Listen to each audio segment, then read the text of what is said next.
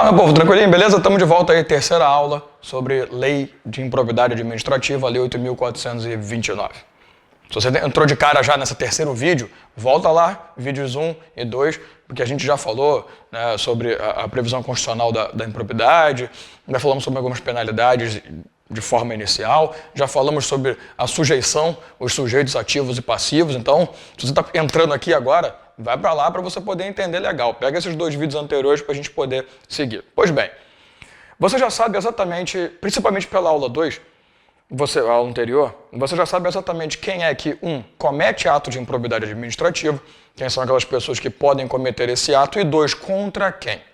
A questão é, nem sempre a pessoa que sofre o prejuízo de improbidade e se incomoda pelo ato de improbidade é a própria sujeita, né, passiva, digamos assim, fica feio pra caramba. Nem sempre é o próprio sujeito passivo, ficou melhor que sujeita passiva, ficou lindo, né? O professor de português que estiver vendo isso tá duro para me matar. Nem sempre o próprio sujeito passivo será o responsável pelo incômodo. Até porque às vezes ele nem sabe, né, que ele sofreu esse atentado. Às vezes você, como pessoa comum, sabe, toma conhecimento e resolve propor essa ação. A questão é que a Lei 8.429, ela vai definir para você como que funciona, primeiro, o chamado de a legitimidade de propositura de ação, direito de propositura de ação. E, por outro lado, o direito de representação. É muito importante você entender que há uma diferença muito grande entre esses dois caras. A legitimação e o direito de representação. Legitimação de propositura significa que o cara pode, de ofício, pode ser o autor, até melhor, de ofício não, mas pode ser o autor da proposição da ação. Essas pessoas demonstradas pela Lei 8.429 são aquelas que podem propor a ação, são legítimas para serem autoras de ação. Só que existe o tal direito de representação, que é o direito que as outras pessoas, que nós falaremos daqui a pouco também, têm de apresentar a uma dessas entidades ou ao próprio órgão, né, do qual o agente público, o cometedor da improbidade faça parte, representar para que seja representada, olha que coisa feia, né? Mas pedir, deixa eu falar melhor, para que, não estou bem hoje não, né? Pedir para que seja representado junto, né, a uma das entidades, junto à justiça, por uma das entidades, na propositura de uma ação. Deixa eu fechar, porque eu falei, acabei, eu acho que eu te enrolei. O que é a legitimidade de ação? É o cara que pode ser autor. É o cara que pode ser autor da ação, a autoria é dele. O que é representação? É o cara que pode pedir para que uma dessas pessoas entre como autor e que represente a vontade desse que reclamou. Então, o direito de representação, só para a gente poder firmar, é exercido por qualquer pessoa. A lei vai falar que qualquer pessoa poderá pedir a ser representado. Ou seja, se você vê um vizinho, vê um colega, um conhecido servidor público, né, agente público, cometendo um ato de improbidade administrativa, você tem o direito não de propor uma ação direta contra ele, mas de procurar uma dessas entidades e que ela seja responsável por propor essa ação em seu nome. Então, por isso que o nome é direito de representação. O direito que você tem de ser representado por autoridades legitimamente reconhecidas. E quem são essas pessoas? Está aqui. São legítimos para propor ação, o Ministério Público. Até porque o Ministério Público, você sabe, ele possui a tal da custos legis, a função de fiscalização, mas, acima de tudo, ele possui a função de exercer a atividade judiciária.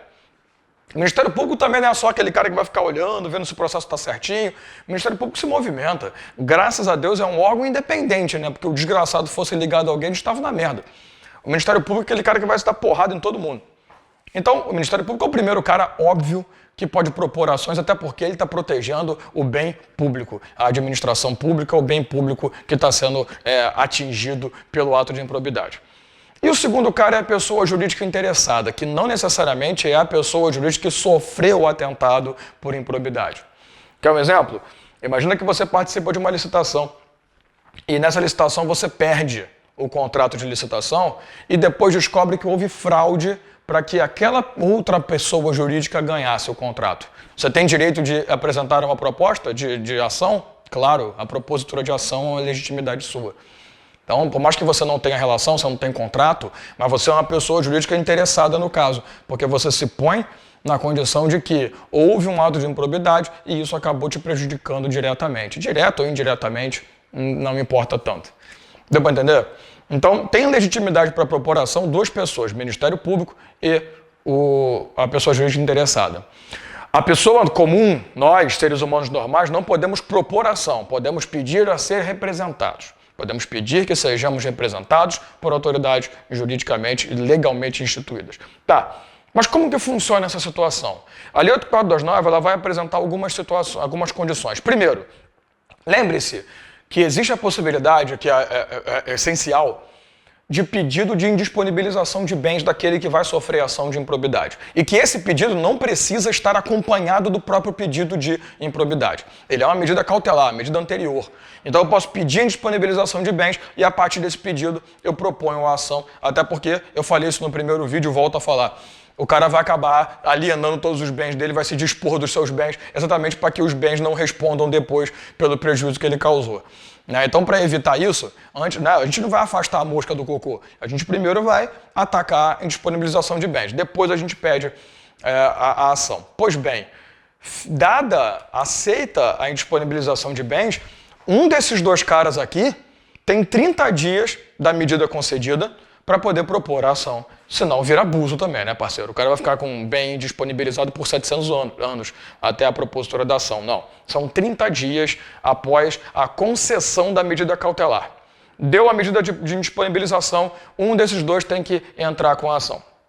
E a lei também ela vai dizer o seguinte, se for o Ministério Público responsável pela propositura da ação, é obrigatório que o Ministério Público convoque a pessoa jurídica interessada a participar junto ao Ministério, claro, não o contrário, ao lado do Ministério, na proposta de ação, no levantamento de provas, nas diligências e por aí vai, na apresentação de documentos.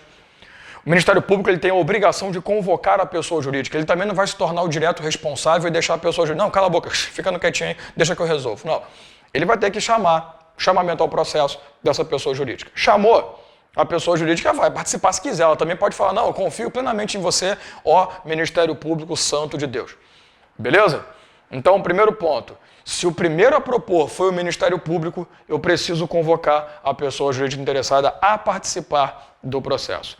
Segundo, se a primeira pessoa a apresentar foi a pessoa jurídica interessada, se a propositora foi a pessoa jurídica interessada, o Ministério Público tem obrigação de participar do processo. Aí entra o tal do custos legis, com a obrigação de fiscalizar o processo. Até porque a função do MP é essa, fiscalizar que os processos estejam seguindo o tal do devido processo legal que você vê lá no vídeo do direito constitucional. Tá? Então, são alguns pontos, aqui é um vídeo bem rápido, bem tranquilo, mas são alguns pontos interessantes. Não confunda representação com legitimidade de propositura de ação. Não confunda a condição de pedir indisponibilização e propor ação. Pedir indisponibilização dos bens, claro, também vai vir por um deles. Vai dar o direito de 30 dias no máximo após a concessão apresentar a ação, mas também não são coisas que vão viver momentos extremamente distintos, eles são bem acompanhados, apesar da não necessidade de ter a ação primeiro para depois indisponibilizar. E entenda que não é porque um propôs a ação que o outro vai estar fora. Quem apresentou, convoca o outro, ou para participar, ou para fiscalizar. Tranquilo? É fácil, é um assunto bem tranquilo, bem fácil que eu quis matar com você logo.